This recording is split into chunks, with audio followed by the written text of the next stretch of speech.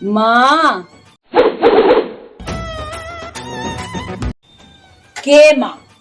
কার মা? আমি কারোর মা নই। তুমি এখানে এসেছো কেন?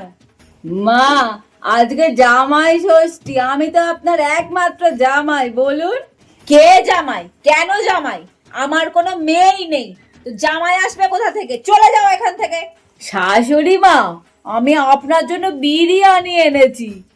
আমাকে কি তুমি লোভী মনে করো? কেন, আমি খেতে পাই না? তাহলে আর কি, চলেই যাই। এটাতে ডি বাপির বিরিয়ানি আর চিকেন চাপ ছিল। আপনার মেয়ের কাছে শুনেছি আপনি নাকি ভালোবাসেন। আর কি, চলে যাচ্ছি। দাঁড়াও, এসো বাবা এসো। তুমি আমার একমাত্র জামাই, জামাই ষষ্ঠী দিনে এরকম রাগ করে কেউ চলে যায় নাকি? এসো। পালিয়ে বিয়ে করেছো তো কি হয়েছে? ভালোবেসেছো বলেই তো পালিয়েছো, তাই না? ও কোনো দোষ করনি, কোনো দোষ হয়। একদম একদম। কে কোথায়? আরে শুনছো কি গো?